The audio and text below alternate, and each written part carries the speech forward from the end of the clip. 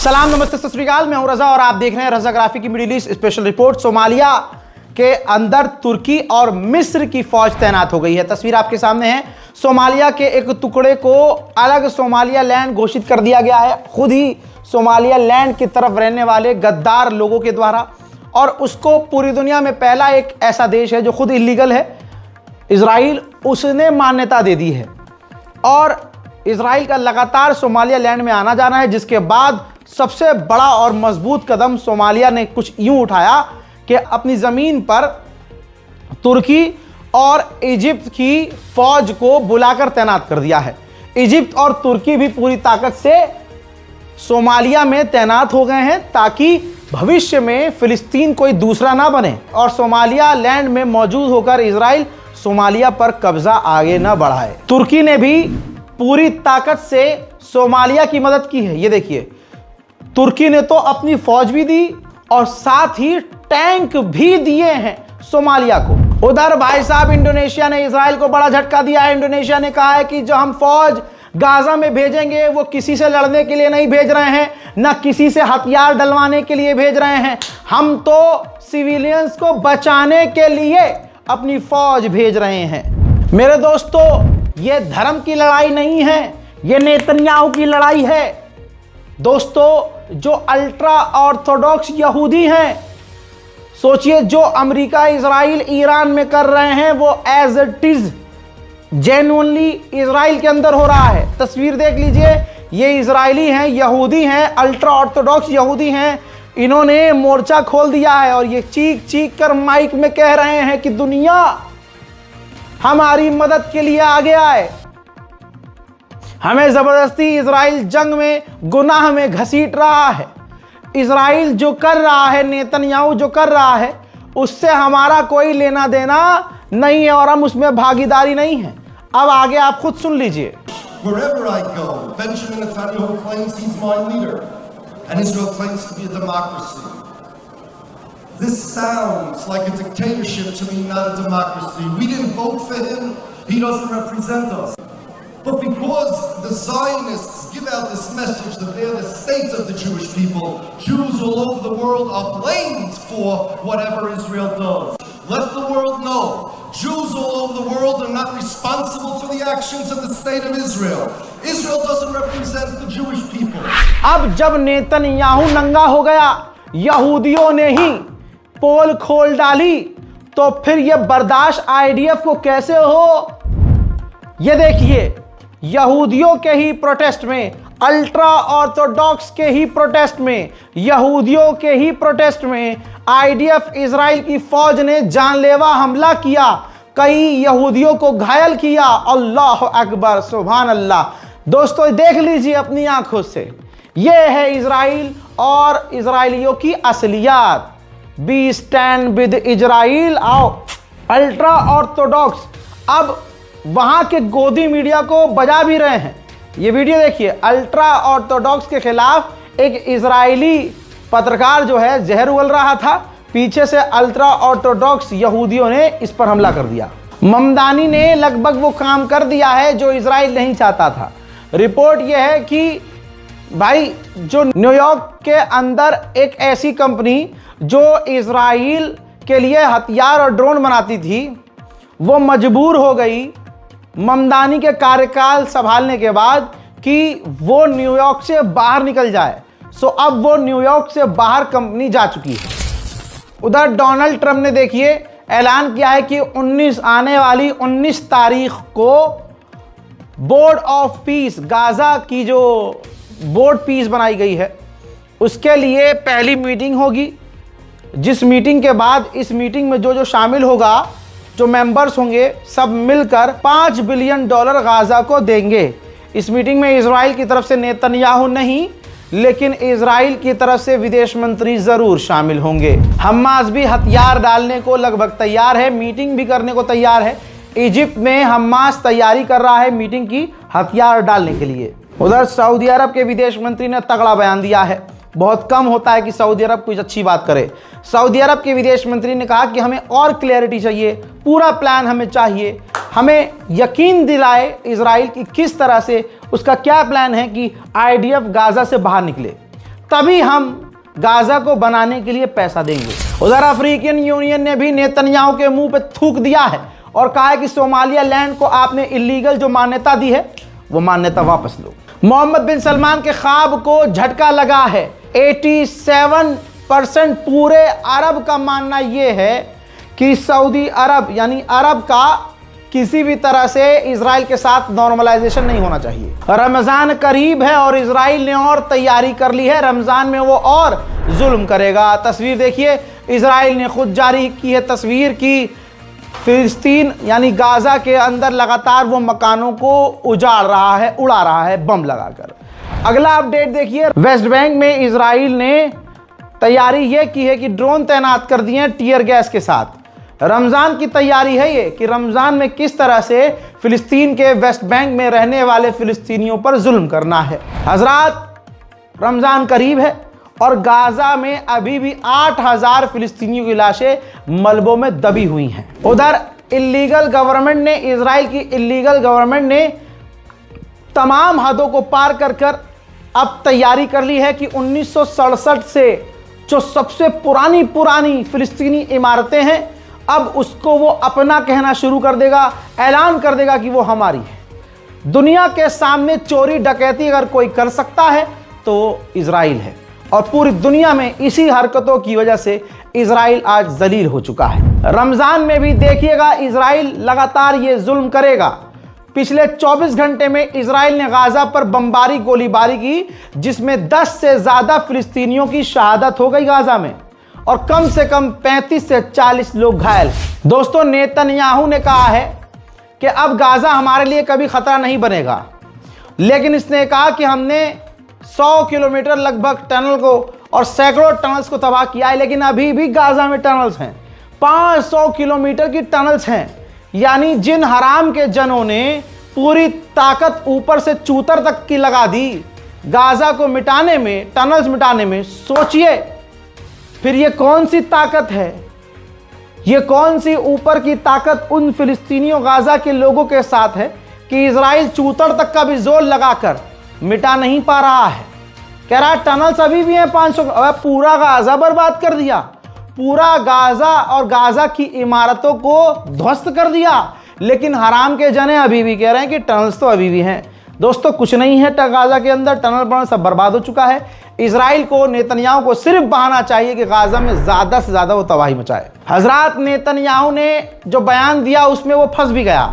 Netanyahu ने कहा कि हमास AK-47 इस्तेमाल कर रहा है और सिर्फ उनके पास AK-47 है। अब यहां पर सवाल खड़ा हुआ है कि 7 अक्टूबर को जब हमला हुआ और यहूदियों पर खौफनाक हमला हुआ हमास के द्वारा, तो वो AK-47 से हमला नहीं था, वो हमला तो खतरनाक हथियारों से था। तो यहां पर नेतन्याहू फंस गया है और उसके मुंह से निकल चुका है इनडायरेक्ट वे में कि इजराइल के यहूदी जो लोग मारे गए वो इजराइल की सेना के हमलों में ही धोखे से मारे गए, क्योंकि अपने मुंह से कह रहा है कि भाई उनके पास तो सिर्फ AK-47 है और अभी भी वो सिर्फ AK-47 से लड़ रहे हैं। और दूसरी तरफ ये भी मान लिया घुमा फिरा कर उसने कि एक तरफ दुनिया के सबसे खतरनाक हथियार और दूसरी तरफ हमास के पास सिर्फ AK-47, फिर भी AK-47 से, समझ रहे हैं आप, आगे बढ़ते हैं। गाजा के जो गद्दार ग्रुप हैं, फिलिस्तीनी ही गद्दार ग्रुप, उनको सपोर्ट करके, हथियार देकर, पैसा बांटकर, सपोर्ट करके, गाड़ियां देकर, खाना पानी अनाज देकर इजराइल की फौज मदद ले रही है उनकी हमास को ढूंढने में और कत्ल करने में। भाई अरब के साथ खेल रहा है। UAE और सऊदी अरब के बीच ऐसा है, पता चल गया ना आपको। तो एक यहूदियों की संस्था UAE में भी है। तो सऊदी अरब जो यहूदियों के खिलाफ बीच में थोड़ा बहुत बयान दे रहा था, तो UAE ने, जो उस इलाके का दूसरा इजराइल है, UAE ने अपने मुल्क में मौजूद यहूदी संगठन से कहा, अमरीकी संगठन यहूदी जो है, कहा कि आप सऊदी अरब की आलोचना कीजिए, आप इजराइल के खिलाफ बयानबाजी जो कर रहे हैं वो सही नहीं है और आपकी हम निंदा करते हैं। तो उसके बाद उस इजरायली यहूदी संगठन ने UAE के कहने पर सऊदी अरब की आलोचना की। सऊदी अरब की फटके चार हो गई, हवा निकल गई। भाई सऊदी अरब की इतनी हवा खराब हुई कि सऊदी अरब का विदेश मंत्री भाई अमेरिका गया और अमेरिका के स्पेशल अनवॉय से मिला और कहा जा रहा है कि यहूदियों को सफाई दी, अमेरिका को सफाई दी कि हम यहूदिज्म के खिलाफ नहीं हैं और इजराइल के खिलाफ नहीं है। गाजा के मासूमों को मिटाने में आधे से ज़्यादा दुनिया का हाथ है। कैसे? ये एक लिस्ट जारी हुई है कि आईडीएफ ने जारी की है कि कौन से यहूदी और विदेशी, यानी जिन लोगों के पास दो देशों की, इजराइल की भी और दूसरे देश की भी नागरिकता है, उन लोगों ने आईडीएफ को ज्वाइन किया और इजराइल की फौज का साथ दिया। तो अमेरिका के 12,135 लोगों ने इजराइल की तरफ से गाजा में नरसंहार किया। फ्रांस के 6,127 लोगों ने इजराइल की फौज को ज्वाइन किया।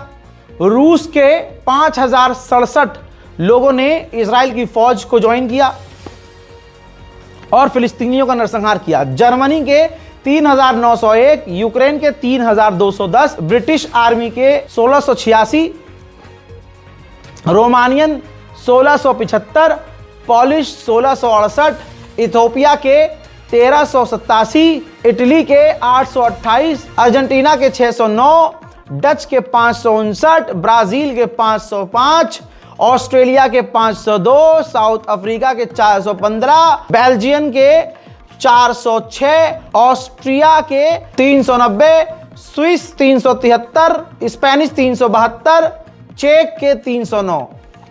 इतने सारे विदेशी सैनिकों ने इजराइल की फौज ज्वाइन की और गाजा में नरसंहार किया है। दोस्तों, हमारे मुल्क को किनारे रखो, वर्ल्ड में, दुनिया में सबसे पॉल्यूटेड सिटी यहूदियों की जगह हो चुकी है। तेल अवीव और जेरूशलम, इजराइल सबसे पॉल्यूटेड कंट्री। कोई दिल्ली की सीएम रेखा गुप्ता जी को बता देना, बोलने के लिए काम आएगा, कभी तो अच्छा बोल लें। आर्मीनिया ने अपना एक ड्रोन दिखाया जो इजराइल के हार्पून ड्रोन जैसा है, खतरनाक है बहुत।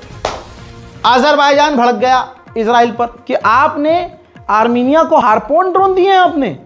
इजराइल ने तुरंत सफाई दी कि नहीं नहीं भाई साहब, हमने आर्मीनिया को कोई ड्रोन नहीं दिया। दोस्तों, गाजा के अंदर अमेरिका प्राइवेट पुलिस, प्राइवेट फौज हथियारों के साथ तैनात करने की तैयारी में है। हजरात, भारत का एक खास समुदाय इजराइल के साथ है क्योंकि इनका नेचर इजरायलियों के साथ मिलता है। कैसे? इजराइल का ये फौजी एक्सेप्ट कर रहा है और वीडियो पूरी दुनिया में वायरल हो चुका है और इजराइल फिर से एक बार नंगा हुआ।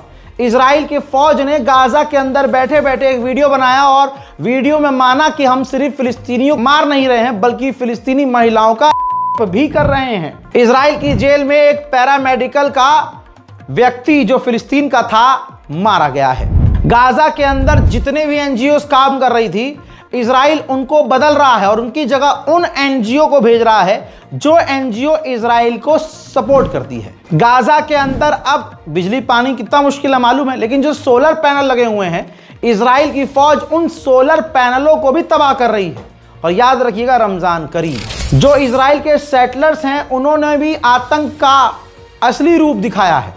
जो मदद, ह्यूमैनिटेरियन एड गाजा में जा रही है बहुत मुश्किल से, उन ट्रकों को इजराइल के सेटलर्स पंचर कर रहे हैं। फिलिस्तीनियों का जेल में हाल क्या है ये देखिए। इजराइल के कट्टरवादी नेता बेंजीवीर ने यह खौफनाक वीडियो जारी किया है जिसमें दिखाया जा रहा है कि इजराइल की फौज गाजा के और फिलिस्तीन के लोगों के साथ जेल में किस तरह का हैवानियत वाला व्यवहार कर रही है। फ्रांस के राष्ट्रपति इमैनुअल मैक्रोन के पिछवाड़े में लगता है ट्रंप ने फिर से हाथ दे दिया है। अब इमैनुअल मैक्रोन ने कहा है, कुत्ते ने काट लिया इसे, कि जो 7 अक्टूबर को इजराइल के आतंकी हमले के पीछे इस्लामिस्ट थे, वही संगठन वैसा ही कुछ फ्रांस में भी करने की कोशिश। पता करिए यार, चुनाव आ रहा है क्या फ्रांस में। हजरत नेतन्याहू ने क्राइम किया है, पूरे यहूदी समुदाय उसके खिलाफ है। इजराइल की जनता उसके खिलाफ सड़क पर है, करप्शन के चार्जेस हैं और क्राइम मिनिस्टर कहा जाता है। और इधर जिसका नाम एप्स्टीन फाइल में है, अब सोचिए क्रिमिनल के लिए खड़ा होगा कि नहीं होगा। ट्रंप ने कहा कि प्रधानमंत्री को नहीं, राष्ट्रपति को शर्म आनी चाहिए कि वो नेतन्याहू को माफ नहीं कर रहे हैं। बच्चियों की इज्जत लूटने वाले सुअर, अबे बच्चों का गोश्त खाने वाले हरामी, तुझे तो नेतन्याहू अच्छा ही लगेगा, इजराइल के राष्ट्रपति ने सफाई दी है कि हम पत्रकारों को गाजा के अंदर इसलिए जाने नहीं दे रहे हैं क्योंकि गाजा के अंदर बहुत सारे बूबी ट्रैप हैं, वो फंस सकते हैं, धमाका हो सकता है, बहुत कुछ गलत हो सकता है। इजराइल के टीवी चैनल पर एंकर्स खुल्लम खुल्ला भौंक रहे हैं। क्या कह रहे हैं कि सॉल्यूशन एक यही है कि तमाम फिलिस्तीनी गाजा से भाग जाएं या फिर सबको मार दिया जाए। इजराइल की पार्लियामेंट का एक मिनिस्टर फिलिस्तीन के स्कूल में जाकर धमका रहा है।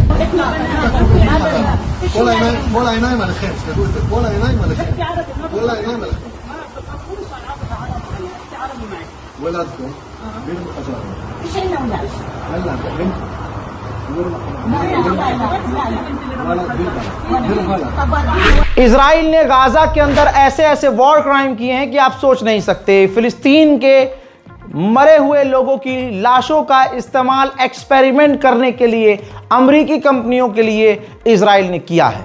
अल्लाह अकबर। उधर अमेरिका की हवा टाइट है कि किस किस से लड़ें। अमेरिका प्लान ये बना रहा है कि हमास को छोटे मोटे हथियार देकर कि भैया आप ये हथियार रख सकते हो, बस इसके अलावा नहीं। ऐसे छोटे मोटे हथियार देकर हमास को दबाकर शांत करके डील कर ली जाए। उधर इजराइल ने लेबनान पर खतरनाक हमले किए हैं जिसमें 4 से 5 लोगों की मौत हुई और दर्जनों लोग घायल हुए हैं।